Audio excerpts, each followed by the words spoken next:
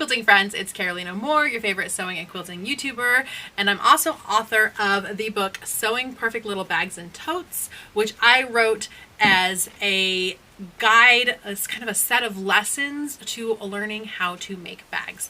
Everything from adding hardware to adding handles to dimension to bags, all the different techniques that you need in order to make a bag. I've included them in this book so that you can learn different materials, all kinds of fun bag making techniques. And once you understand these basics, you will know how to hack a bag, which is seeing a bag in the wild and saying, I want to make that in my colors or my size, or add a pocket or remove a pocket or whatever. You can customize your own bags, and that's exactly what we're going to do today. So a friend of mine was sharing this really fun tote bag. I printed it off. It's from the Barnes & Noble website, and it is a book lover tote, and it has been out of stock forever now, but it is super cute. And while I am a book lover, I am a fabric and quilt lover. So I talked to her, and she designed some fusible iron-ons, some like vinyl iron-ons that I can use to make myself a bag and to make her a bag. So I'm going to talk about my friend for a second. Her name is Shea, and down in the description I'm going to include information for how you can get in touch with her. She has these files available for free if someone also wants to hack this bag. And she's already made these. Oh, how cute is she? She wrapped this up. I haven't even seen this. That's how much of a hack we're doing on this bag. So, like, this is braided yarn. I wonder if she braided this. She's darling. Okay, so we're gonna open this up, and in here, oh, I can see them already. So cute. Is one for her and one for me. So hers says thrift lover, and mine says fabric lover. How cool is that? And so these are just iron-on transfers that I'm going to use to make our own version of this bag. And also, this is going to be like the template and the pattern. It's going to be interesting, but it's going to be good. All right, so I have the most important part, which is the decals. I'm going to set those aside for a second because I don't want them to touch my iron and get ruined. And I have all my knowledge on how to make bags and the construction of bags. I also looked at the photos that they had online of the bag, and the bag has a magnetic snap. And when they show the magnetic snap, I actually got to have a peek at the inside of the bag and how it comes together. So clever. I have here a bolt of red fabric from Art Gallery Fabrics, and I have a bolt of fusible fleece. I believe this is heavyweight. Yep, heavyweight fusible fleece. And I'm going to use those for my bag. So the red is going to be the outside fabric and the lining, and the heavyweight fusible fleece is going to go up against the outside of the fabric to give the bag some body and stability. Buy any soft and stable would be another great option. And we're going to use that to make the bag. Now, as I'm thinking about the construction of the bag, I have to think about how am I going to make sure those handles are inserted? When do I need to make sure to add that magnetic snap? And what is the timing for the fusible fleece and then the iron-on transfers? The iron-on transfers can only accept heat once. The second time you put heat against an iron-on transfer, that iron-on will like buckle. And so I want to add that near the very end of the process rather than near the beginning of the process, because I want the iron-on transfer to stay as crisp and clean as possible. So my first step is going to be to get my fabric, and I'm going to need 4 pieces per bag, 2 outside pieces and 2 lining pieces. So I'm going to need a total of 8 pieces. And then the outside pieces, I want to add some fusible fleece to the back of, which this is solid fabric, so the back can be either side, but add some fusible fleece to the back of so that those are ready to go. And then I also need to cut my straps. But we're going to go ahead first and get started with our pieces that we need for the front and the lining of the bag. Okay, this is the size of my iron-on transfer, and I want to make sure that I have extra room for a little bit of room around it, but also extra room for my seam allowance as well. I'm a quilter, so my seam allowance is 1/4 inch. For people who are garment sewers, their seam allowance is larger. It's like a 5/8 inch seam allowance. So you do the seam allowance that you're comfortable with. And I'm just going to rough cut this to get me started. All right, my fabric is cut. I cut 4 pieces for 2 bags because each is a double layer. So 2 of them are going to end up being my lining pieces and 2 of them will be my outside pieces, and this will be good. Now, before I put my fabric away, I also need to cut my straps. Now, I don't know exactly how long I need these straps, so I'm going to do a full width of fabric for each one of the straps. Each bag has 2 straps, so I need a total of 4 straps. And now I need to decide what the width of these straps is going to be. When I'm looking at width, I start by looking at how big a 2 inches really is. I like a 2-inch strap. I think that it's lovely. So for a 2-inch strap, I need to double it for the front and back, and I need to add a 1/2 inch for seam allowance. So for a 2-inch strap, I'm going to need 4.5 inches of fabric. Okay, so I've cut my 4.5 inch strips, which are going to be used for my straps. I needed 2 straps for each bag. I don't know the exact length that I'll need, but I think it's going to be more than 20 inches because 20 inches is this, and that's a really small handle. So I don't think it's going to be the whole 40 inches. I want to give myself leeway. That's why I'm using an entire strip for each handle. Again, I'm hacking this bag. This is not a pattern. This is not a step-by-step. We're looking at the picture, figuring out what they did, trying to make our own version of it, and having a little fun in the process, learning about techniques and how you can break down and deconstruct and reconstruct a bag. All right, so I have my strap fabric, and now I can put my bolted fabric away. I have my outer and lining fabric. What I need now is the fusible fleece, which is going to be the stabilizer. It's going to give body to the fabric. Otherwise, it's just 2 layers of cotton, and that is not a very sturdy bag. So I want a much sturdier bag. For this, I just need it for the outside of the bag because this is a heavyweight fusible fleece. So since I just need it for the outside of the bag, I just need 1 strip per bag since each strip is a double layer. So I'm just, again, going to be super, I guess, kind of casual about it. Doesn't need to be perfect. Just grabbing the same width as the fabric. And so I just have the fabric on top of here.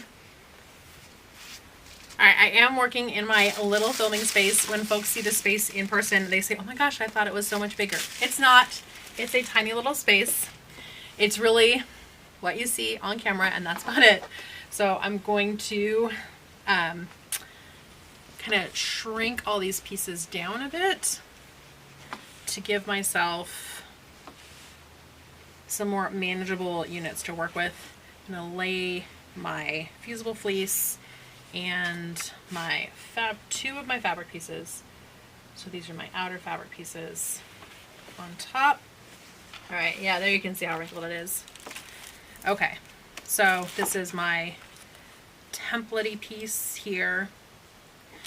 And Art Gallery Fabrics has printed selvage, so I want to be wary of that printed selvage. In fact, if I want to be more sparing of my fusible fleece underneath here, I can bring that printed selvage down a little bit.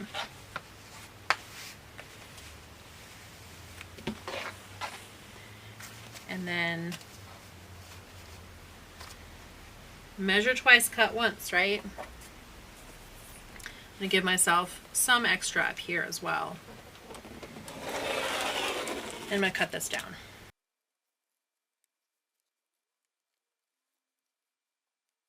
Now, we don't want our handles to just be fabric. We want them to have some body as well. And so we have a couple choices on how wide to cut our fusible fleece for our handles. And that's going to be either a 1/2 inch smaller than we cut it. So we cut it 4.5 inches, so 4 inches, which is going to give a double thickness of fusible fleece in the handle, and then no fusible fleece in that seam allowance, which is why we cut it a 1/2 inch smaller.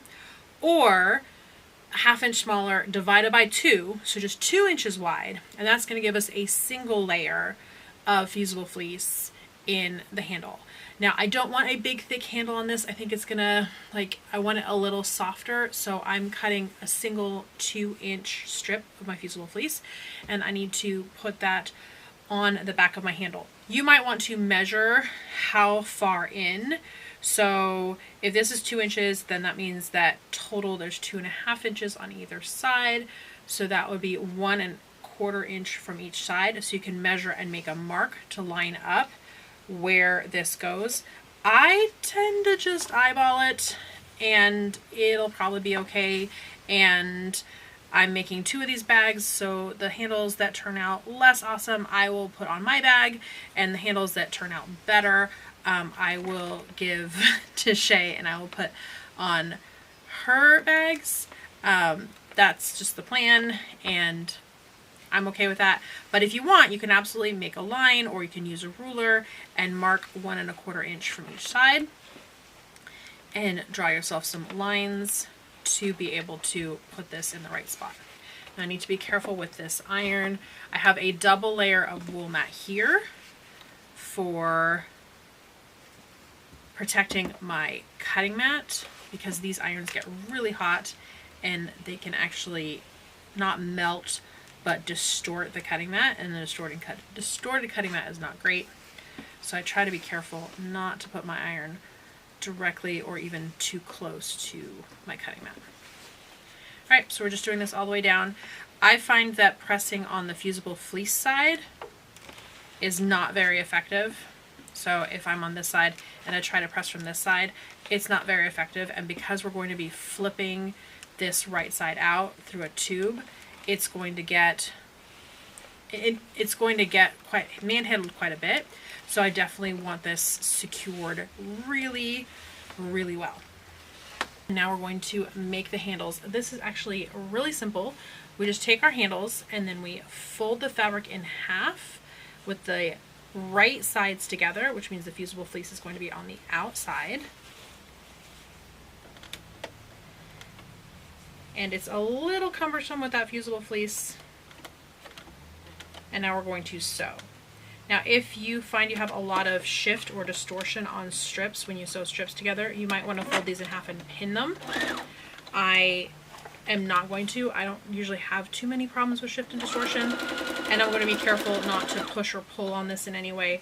I'm just letting the machine guide it through. And then I did change my thread color. Normally I use a super neutral thread color, but I'm going to be doing some top stitching on this bag, and I didn't want white or gray or brown top stitching on this bag. I wanted red top stitching, so I'm just doing all of my seams with that red thread. So we're just going to go through and stitch all of these handles in half the long way like this, and then when I come back I'm going to show you how to turn them right side out. And the easiest way to turn these that I've found is to use a bodkin, which kind of looks like a pair of tweezers with grippy ends and a washer or a ring on the end of the tweezers. This is a really common tool. You probably have one in your sewing box. So a pair of tweezers with one of these washers on the end. And what happens is you close these tweezers and you can push this washer down towards the front, and now it stays closed and grabs on to what you need it to grab onto. So it's perfect. Now, if you don't have a bodkin, a safety pin, a big safety pin will work as well. I insert the bodkin into the handle, and then I put some of the fabric into those little tweezer grippies, close it, and then through the fabric I can feel that washer and pull it up. And here I made sure to grab the fusible fleece as well as the fabric, because that's nice and thick. It's going to give me a nice grip. Sometimes if I don't have that much thickness, I will grab the seam allowance, because then it gives something thicker to grip onto. And I pulled it part way in, And now this is the trickiest part, is getting that first bit to suck inside. And once I've gotten that first bit to suck inside, it's generally much easier to get the rest to suck inside. And now you want to pull on this outside while letting the inside glide through. Now, if you hate making handles, which is totally valid, making handles is a little bit tedious and it's not for everyone, there are some options. So you can get like pre-made handles, and they won't be fabric handles like this, but they're like wooden or bamboo looking handles or acrylic handles, and those could be really cute on a bag. There is also webbing, like straps, kind of like seatbelt straps, but usually skinnier.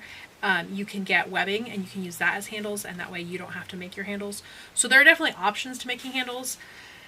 I'm just committed to kind of making this as close to the original-ish as I can, and so we're just going to make our handles.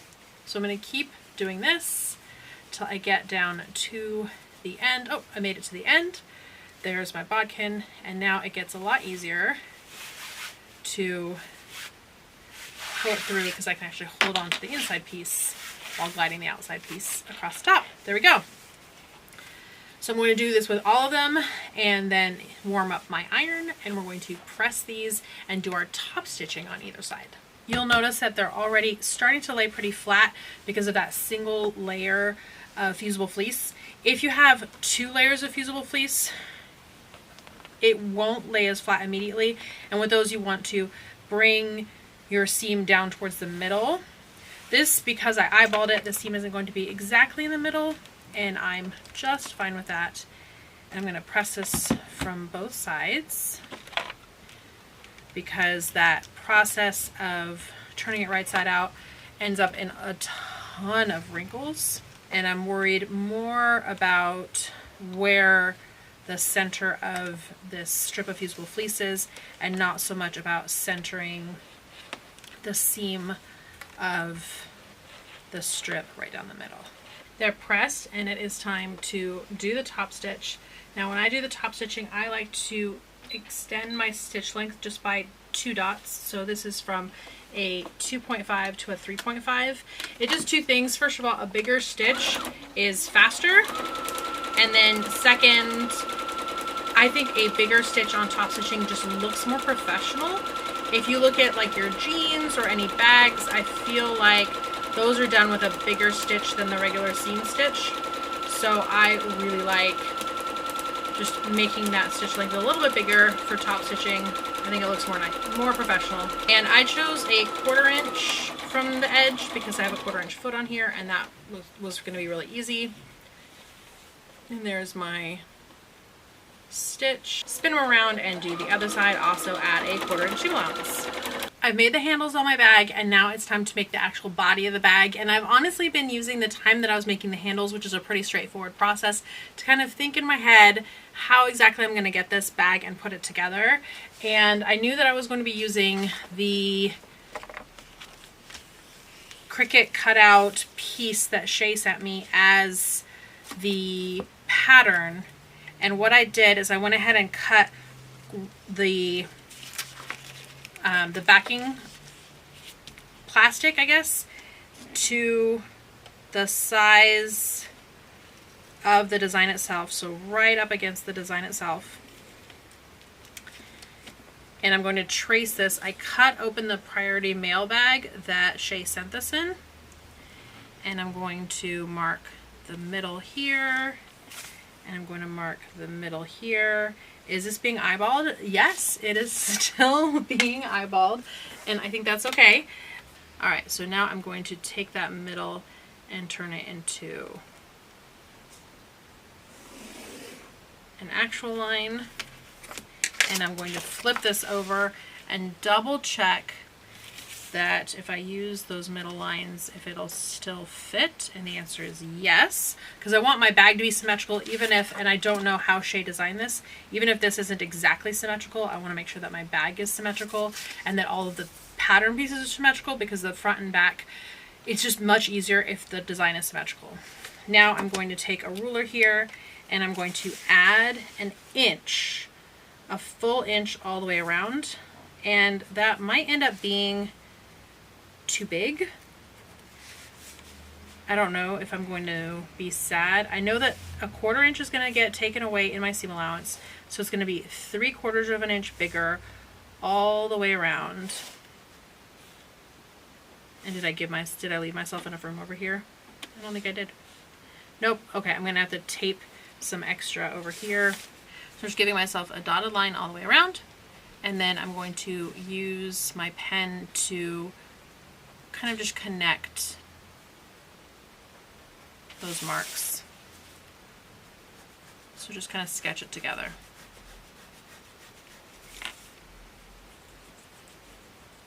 And then I'm going to fold this in half and cut both sides at once to cut out the pattern for what's going to be the front and the back and the lining of the back. So I have my pattern that's looking so good, and I'm starting to actually see it come together into a bag. So I need to cut my pieces. I have the pieces that I have for my outer, and I'm going to just pin this on. You could use pattern weights as well, and cut it, and I'm just going to cut it with the rotary cutter, and then it's time to do the lining. Now the lining is going to be a little bit different because when I looked at what they had for photos of the bag, the handles are actually inserted into a seam in the lining, and then also we want to add our magnetic snaps when we do the lining, and we want to consider, do we want to add a pocket or multiple pockets when we do this lining? So there's lots of things to think about as we put in the lining. This outside is going to be a little bit easier, so I'm going to go ahead and cut the outsides and get that done and out of the way, and then we're going to head into the details of the lining. So now I've used my pattern to make my outside pieces, which are going to be the front and the back of the bag, and now I'm going to use this pattern to make the inside pieces. So I've grabbed my fabric that doesn't have the fusible fleece on it, and we're using this pattern again, but here's the tricky part, right? I want the handles to sit inside the lining of the bag, and so it needs to be a seam inside here, and there's a couple different ways that I could do this. I could take this pattern and turn it into 2 patterns with the seam allowance, and that's totally an option. The way that you would do that, okay, so basically it's almost the same in terms of figuring out, first I need to figure out where I want the line to be, and I want it to be, do I want it right here? I feel like that's a little too low. I feel like I want it about here. And so what I'm just doing is I'm folding in half, finding that midpoint, and lining it up with that center line. And then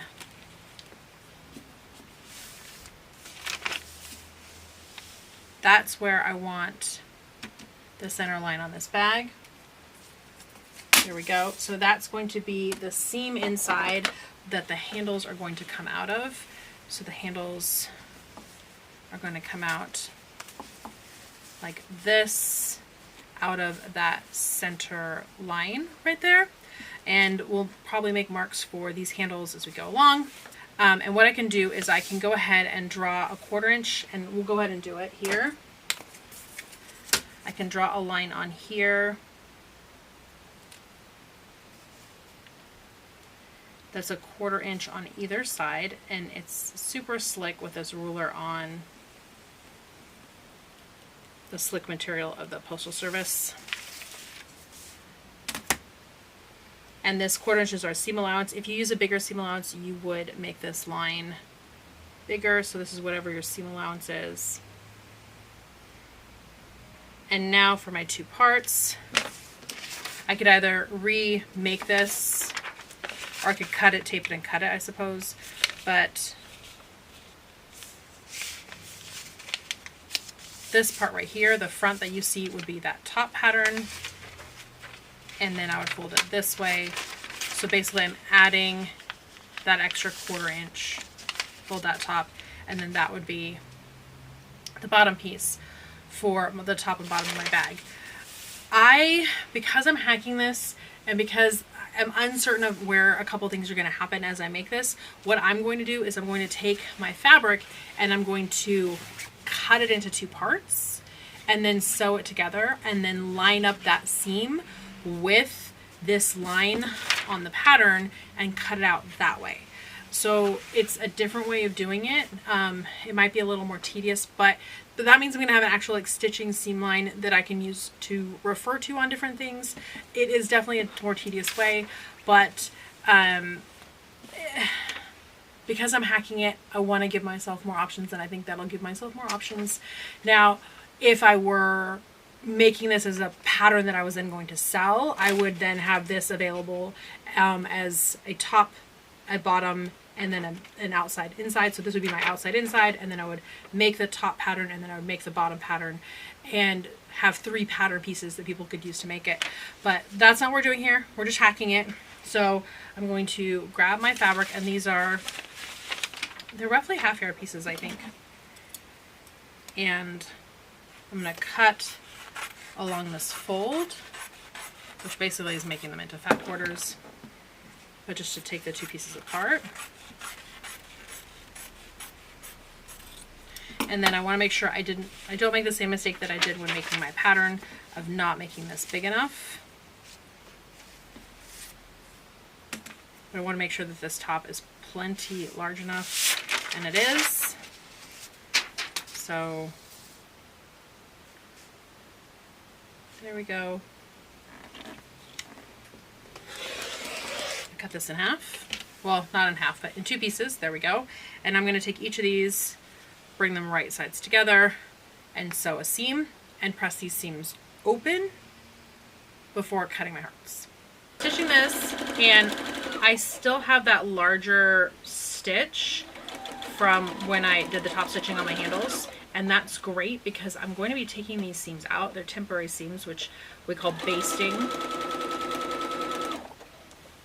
So these are basting stitches, and having a bigger stitch means it's going to be easier to remove when I'm done having that seam in there. Now it's time to take my pattern again, and I'm going to pin this so that that line where I decided the seam was going to be is right on that seam. And this is more tedious because if I was just cutting out top pieces and bottom pieces, I would be able to cut out a stack of top pieces and a stack of bottom pieces at once. But because I need to line up this seam every time, that's not going to be possible here. So these have to be individually cut out. My linings are cut out. It is time to figure out where these handles need to be placed. Again, there's not a pattern. I don't have it right in front of me. So I need to figure out, do I want it right in the middle of here? And I think that if I do them in the middle, I feel like that's going to be a little bit close. So I'm going to do it just slightly off of middle. So I want to measure on that line how far out that is. And that looks like about 1 3/4. So I'm going to call it 1 3/4 inches. So now on the back of here, I want to mark 1 3/4, and then my strap is 2 inches wide, so I'm going to go ahead and also mark 2 inches, and then same on the other side. Now if I were to do this with the pattern, I'd mark these on the pattern to mark them on here, or I could have just marked it on the fabric pieces themselves and kind of line them up. But this is, again, we're hacking this, and that's also why I sewed it, so that I could be able to really see where those handle pieces are going to end up.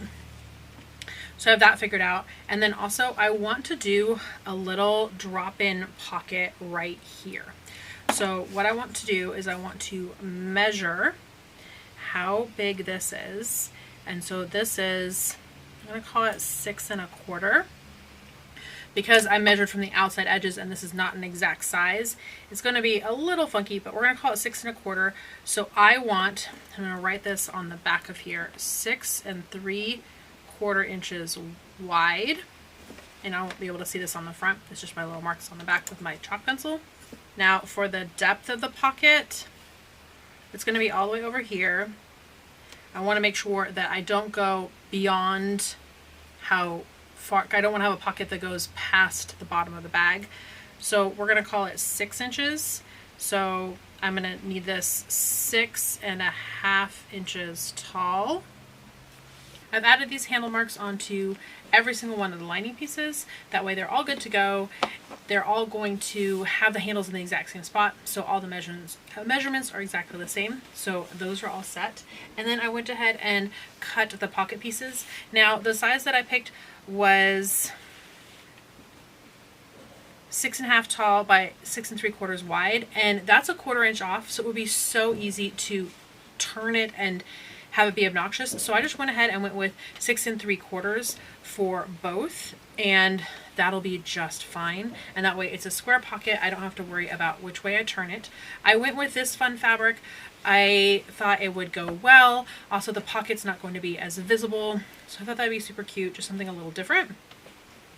So we can go ahead and attach the pocket. The first step is going to be to just rip out this seam. Now I'm going to add the pocket pieces and the handles and sew them in place. And I want to make sure that I get this right. So I'm going to double check this. Let's see. I want them right sides together, and this is my right side. And I'm going to center this between the two marks and add a couple pins. And then I'm going to do the same with the other side. And again, this is right sides together. So I've got the lining fabric right side up.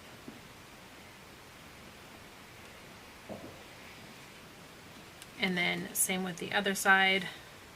Grab this pocket piece. I'm so glad I made these square that I don't have to double, triple check which way is the right way. All right, that looks centered in the middle. And you can measure.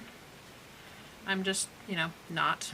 There we go. It's time to add the handle pieces, and I need to figure out how long I want the handle on this bag.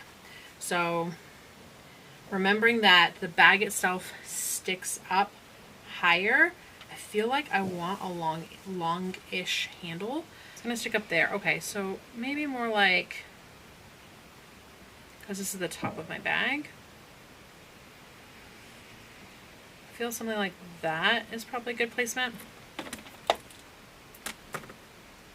Okay, so now pull this out of the way. And I'm going to cut both ends.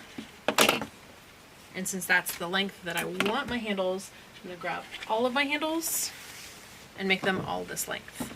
Okay, and then I have to think, which way do I want the seam? So when this is done, I want the seam facing the inside of the bag like this. So I just need to sew this pocket in place, but that's going to hold the top edge of the pocket.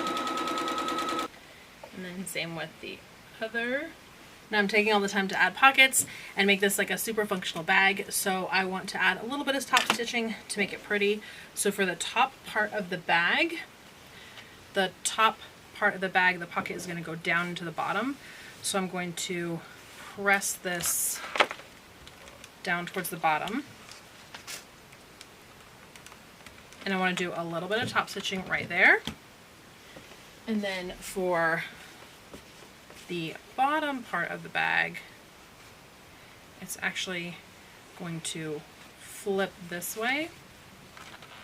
So I'm going to start by pressing up a little bit, and now pressing down like this.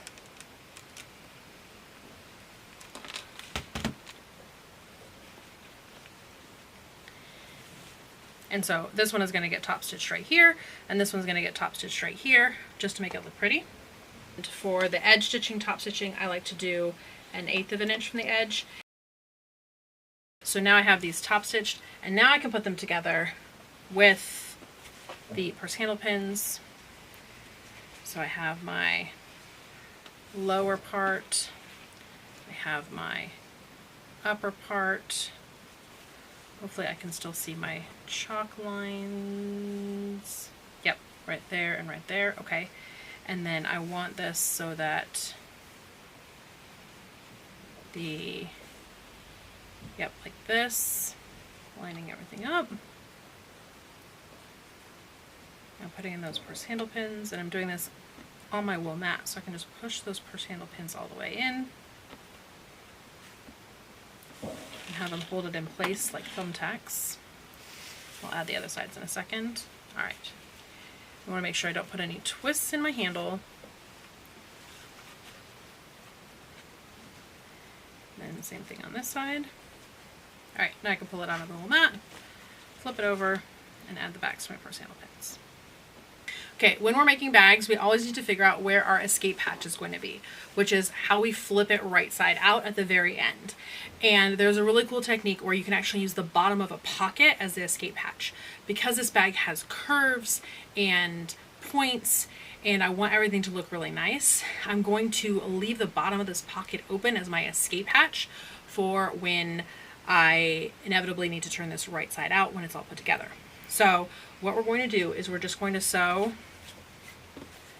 this together along one side and down one side and then up one side and along the other side. Okay, so I'm stitching two kind of upside down L shapes. Just here, here, leaving the bottom open, here, here, and that should be one side of my lining done.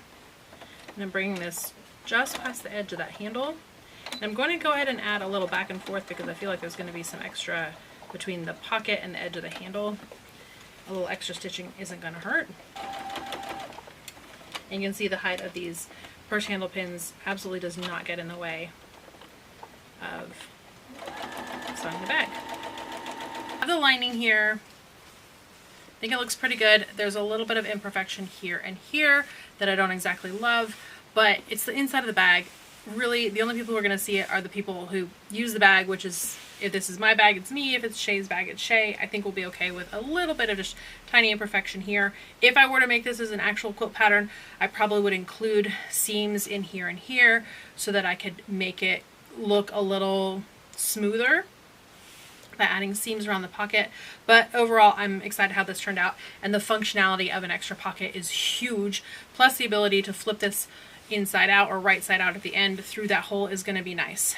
Now I want to add a little extra stitching. I've already done it on this side so that this top of the heart doesn't flop over. I think that's going to be important because otherwise I think the top of that heart's going to flop over. So I'm just stitching here, up, across, and down. I marked myself a good line 2 inches above this seam, and I'm just stitching a square right here. And that's going to hold it all in place.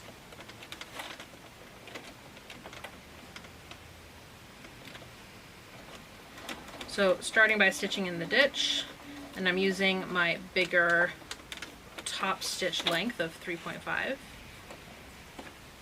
want to make sure this is nice and smooth since I didn't pin it. And then if I can, it's nice if I can get those stitches to land in exactly the same spots that the last set of stitches did. It can be tricky to do and hard to see. And then go across, making sure to keep that pocket out of the way so I don't accidentally stitch the pocket into somewhere where it doesn't need to be.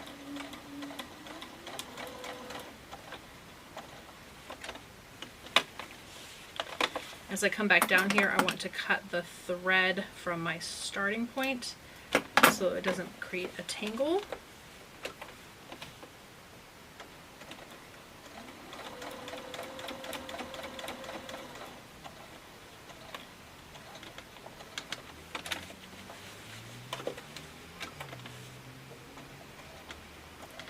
And now an ending point here, overlapping the stitches and then going back and forth.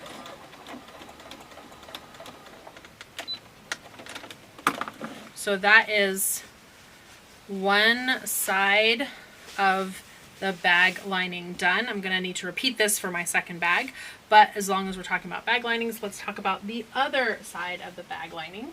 And I'm going to need to do the same thing that I did before on this one, which is to add my handle strap.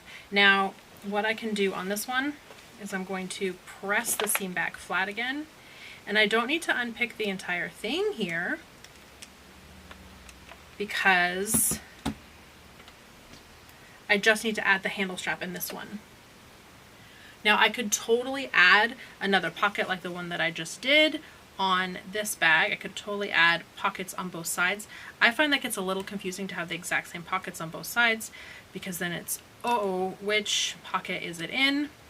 I love having a little pocket for things like keys or change, so it doesn't sink all the way to the bottom of the bag, but I only need one for my keys or change. Sometimes I do like to have a second pocket, so we're going to do a second pocket as well, but we're going to do a different pocket. And the rest of this can be left. I'm just going to stitch over it.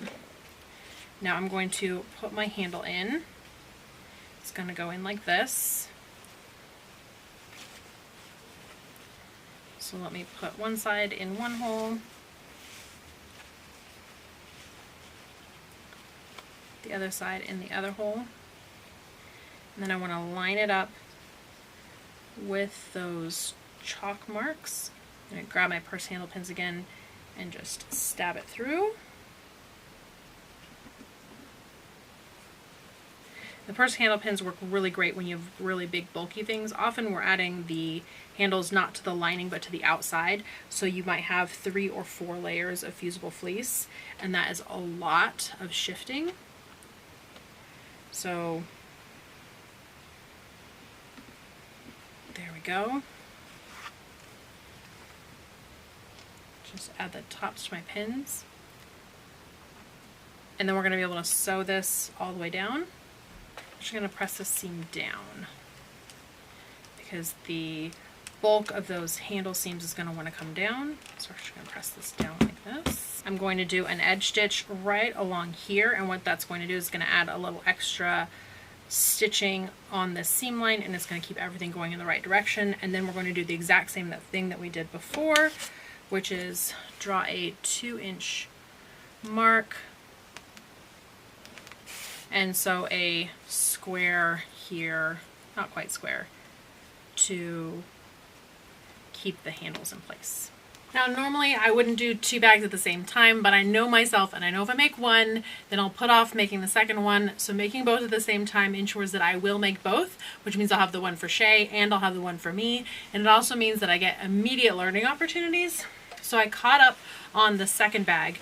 So this was the little drop-in pocket on the first bag, and I didn't really like how these were a little bit off. So I redid it a different way when I made this second, and it is much smoother, and I like the way that this turned out better. And so what I did is I did the top stitch on both pockets the same way, and so that way there is no top stitching along the top outside of this. And when I went to go stitch this square, I started out here, and let's see if I can remember how to do it. Yeah, I started out here, go all the way out, up, down, and then I stitched right in the ditch all the way along here, and then to here, up, and across. And that way I was able to stitch this across and get a little bit of top stitching here and here, which makes it pretty. It means there's no top stitching here like there is on this one, but this one has these puckers and this one's nice and smooth. So I like the way this one turned out better. I would have loved a little top stitching right here, but that's okay. Now it's time to make that second pocket. I want this one to be a little bit bigger, and I want it to be obvious. And I picked a accent fabric. By the way, this is from Art Gallery Fabrics. I think it's the Bloomacore line. And I picked these tulips for me. And I picked this. Shea is a thrifter, and this feels like kind of like a vintage sheet look to it. So this one is going to be for Shea. I'm going to do mine first, so if there's anything that goes wrong with it, that I'll keep that one for myself. And then I also have my magnets, and I grabbed some tags because I think it'd be fun to put some tags in this bag as well. So first, my tulip fabric is directional, and it is this up-down directional, and I want a pocket that will sit at the same height as this seam. I think that'll look nice. And if you look, it's not going to go all the way down to the bottom point of the bag, and that's okay. Having a pocket with a point down at the bottom I think is going to be a little bit tedious and obnoxious user-wise anyway. So I want to cut this down to just a little bit bigger than the bag. I'm cutting off the selvage here. All right, it's gonna be a little bit bigger. Over here, this is gonna be my extra fabric. So this is gonna be the pocket inside the bag. And then I'm going to fold this. I'm going to finger press it. I could press it with an iron as well.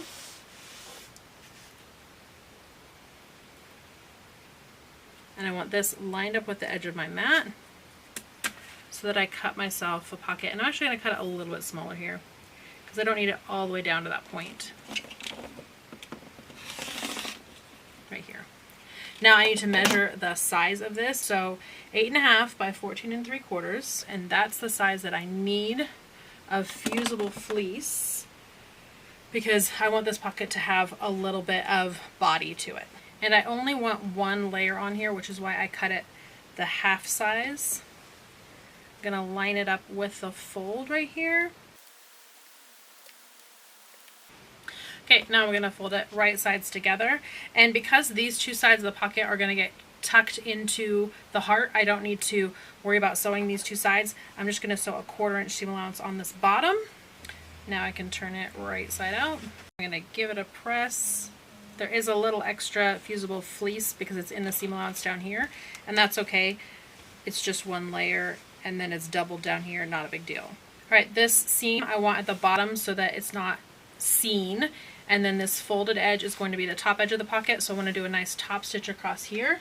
I'm going to increase that stitch length and do that same 1/4 inch that I did on the bag handles. All right, so now we're going to attach this pocket, making sure that I'm grabbing the side that doesn't have the pocket already in there. I'm lining this up with this same seam edge right here. And then I'm going to pin it down here. And now here I am going to do an 1/8 of an inch away and a 1/4 inch away just to give me a double amount of stitching, and that's going to create this pocket. All right, this pocket is on, and yes, it is bigger, and that's okay. We want it bigger than the edge. I can trim it away now. If I wanted, I actually am going to leave it because if anything shifts while all the pieces are getting put together, I don't want this pocket to shift out of the way. And I did go a little bit close on this edge. I probably would have wanted to center it more, but that's okay. It's fine. I'm taking my two lining pieces and I'm putting them right sides together, and I need to decide what the top edge of the bag is, because normally the top edge of the bag is straight across, and here obviously it's not. It is this curve, and I think I want to go ahead and do it 1/2 inch above this line, and I think that's going to give more security to this handle. So 1/2 inch above here, and then this is going to get stitched with a 1/4 inch seam allowance. Now I am adding pins because it is a lot of layers and I don't want them to shift. I want them to stay as nice and flat and smooth as possible. Especially with this big layer out here, I want to make sure that because I'm not going to be able to see this bottom, I want to make sure that everything gets caught in the seam. Now I don't know if this is going to get caught as I sew it, so just to be safe, what I am going to do is do a lock stitch at the beginning and end, which means just go back and forwards, and that's going to make sure that all of these stitches hopefully stay in place, and I am still using that 1/4 inch seam allowance. Check the back and make sure that I caught all the edges. Yep, that looks like a good 1/4 inch seam allowance. And now I can go ahead and trim off this pocket just to the edge here. All right, this is a little bit late to be adding the snaps, but it's not too late because I don't have the bag all put together. So I grabbed these, which are fun. They are actually rose gold snaps because I wasn't sure if Shea was a gold or a silver. I tend to like silver, and I thought rose gold would be really fun for this bag. So what we want to do is we want to add a little bit of interfacing to the back where the snaps are going to go, and we want to do that to give the snaps some extra body, especially since this is just fabric. And normally I would use just regular like fusible mid-weight interfacing, but I have a bunch of this fusible fleece sitting here, and I don't think it'll hurt anything to just use some of this extra fusible fleece. And now, where is the snap going to go, this is just about, we're going to call that 6.5. So half of 6.5 is 3.25. So there's my 3.25 mark. And how far up do I want the snap? Let's go 1.5 inches from that seam line. Will be there. Nope, that feels too high. Let's go 1.25 inches. I'm gonna take my fusible fleece, put it behind, make sure it's like centered-ish on that snap spot.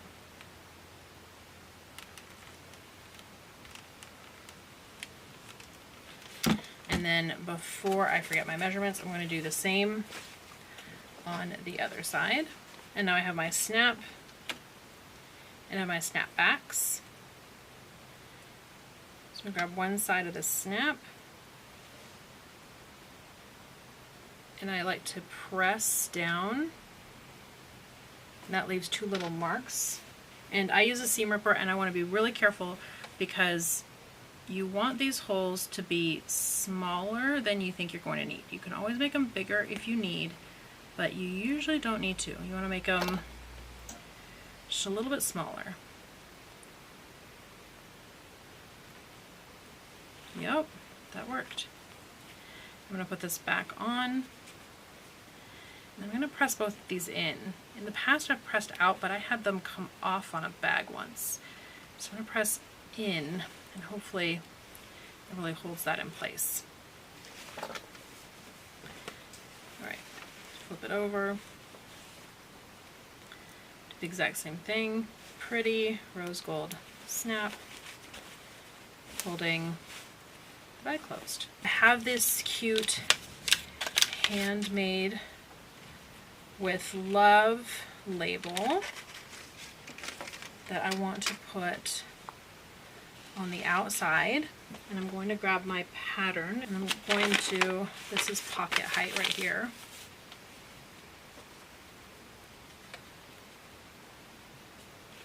I'm going to put it right at that pocket height. I'm going to pin it in place. And this is going to be stitched with that same larger seam allowance. And now it has a cute little handmade with love. And this will be at the back of the bag. Added our label. We want to sew our outer together. And once we sew the outer together, we just have to put the inner in the outer and finish it off. It starts to go really quick at this point, thankfully, because I feel like I've been working on this bag for 2 days, because guess what? I've been working on this for, I definitely worked on other things here in the office at the same time, but over the course of 2 days, I have been working on this bag. So if you saw an outfit change somewhere in this video, then gold star to you, because yes, there was an outfit change. All right, I want to grab my pattern again, and I did a 1/2 inch above the seam line, which I'm going to use a black marker on this spot, so 1/2 inch above is here. So this is going to be my start stop mark. And I'm going to sew this all the way around, making sure to bring my stitch length back to that normal stitch length.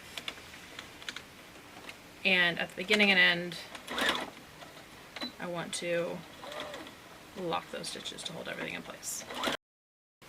Now I can put these together.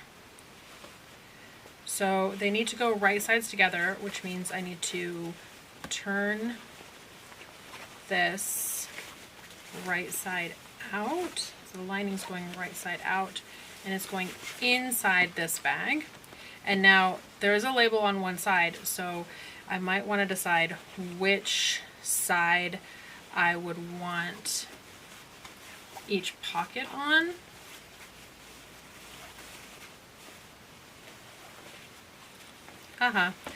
I turned it right side out through this pocket. I was wondering why it wasn't working. There we go. Let's try this again. There. Okay.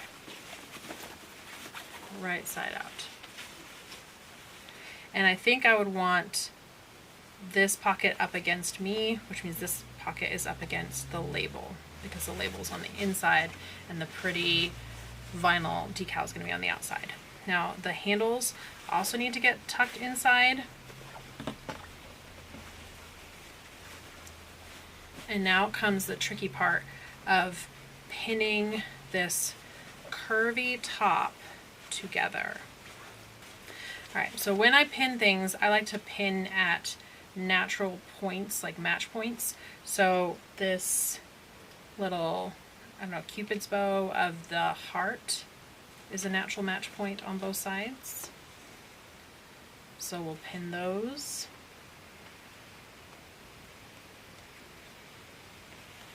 And then the edges are obviously a natural match point.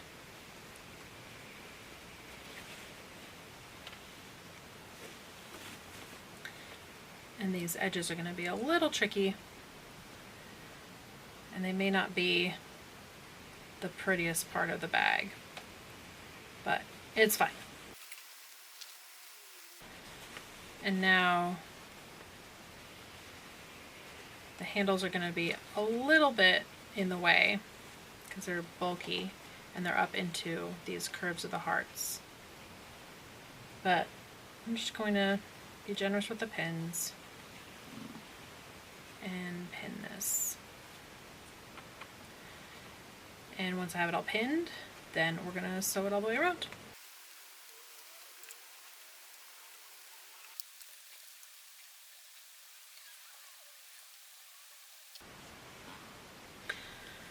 Okay, this is all pinned, and now I can bring it to the sewing machine. Now, most sewing machines have this part. My Baby Lock Jubilant here certainly does, which is a free arm, and that will make it easier for me to bring this around. And I'm just going to pick a place to start and sew all the way around with a 1/4 inch seam allowance.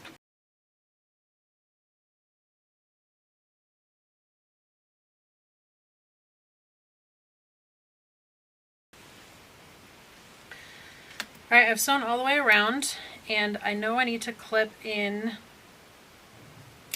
here, and I want to make sure that I'm only clipping the layers that I want to clip. I'm not clipping into the lining on accident. So what this lining here is trying to come up on me. And then this should be okay. A little bit of clipping in there isn't going to hurt. And now I can use this pocket to turn the whole thing right side out.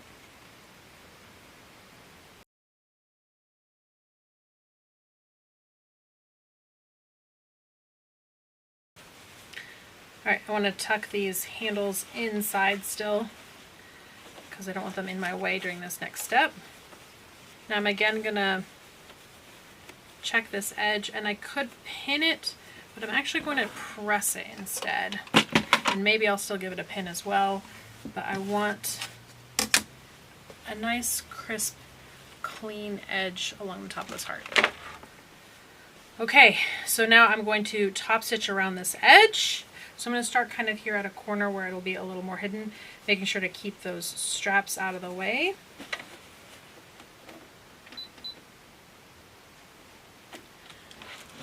And I'm using that same larger top stitch. Maybe the handles are a little long for the size of the bag. That's okay. How fun is this though? And the snap closes. No, I think it's a good size. I think the handles are right. I just need to close up that last pocket. So that's super simple to do. I'm just gonna pull that pocket all the way out.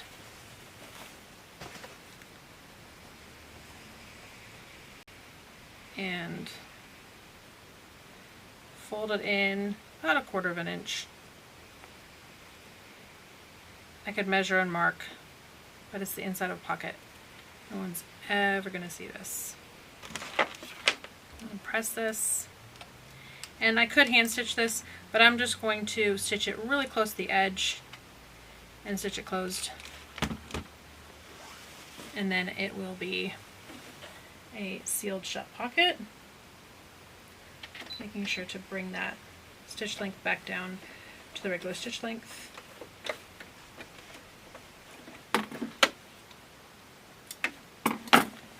Right, now that can get tucked back in and have a sealed pocket. So I have this little pocket, I have this nice big pocket on this side. It has a magnet closure, it has a handmade with love. What it doesn't have is a beautiful big anything on this side. So I'm going to grab some towels. I'm going to take towels and shove them in here to be able to add the heat transfer iron-on onto here. I'm going to take the protection off the back here, kind of centering that as best I can.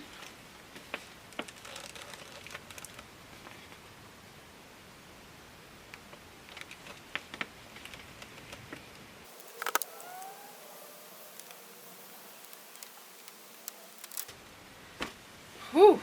The bag is all done, and I finished the other one as well. I think they turned out amazing, so much like the original picture, with of course a couple upgrades. I definitely think I did a pretty good job of hacking this bag. I love how the inside turned out with some extra pockets. The top is definitely holding up, it's not flopping over. There's definitely room for some goodies in here. And then adding that little label on the back just for a little extra fun. I think they turned out so good. I am so thrilled with how these came out. Now, a couple things that I would change if I were to make these again. First is I would probably put some interfacing on the lining fabric, especially because the handles are stitched onto the lining fabric. Having just some fusible interfacing, like a lightweight or even medium weight fusible interfacing on that lining, is going to help it hold up over time, because the handles really are what take a lot of the abuse. As I made the second bag, I figured out how to deal with that extra pocket, that first pocket that I put on, and I like the way that that turned out. I might have picked like some bigger snaps. These snaps are a little bit small for this size of bag. It's more of like a pocket snap than a full bag snap, but I think that's okay. I'm not too worried about that. And I might have made the handles just like a scotch smaller, just like the littlest bit smaller.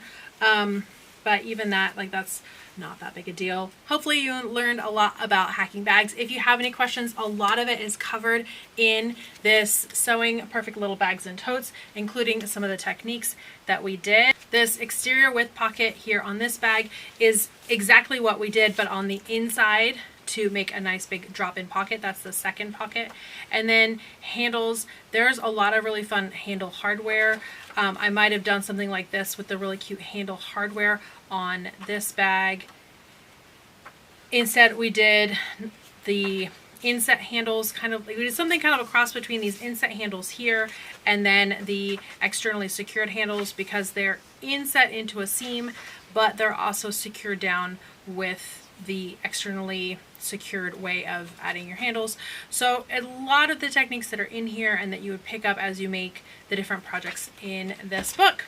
That's it for today. Make sure that you're subscribed to this channel and give this video a thumbs up, and leave your comments down below. Let me know if you enjoyed this and if there are other bags that I should hack for you to teach you different ways of making bags. And then make sure you grab yourself a copy of Perfect Little Bags and Totes, which will take you through so many different bag making techniques. That's it for today, my friends. I will see you right here real soon. Bye for now.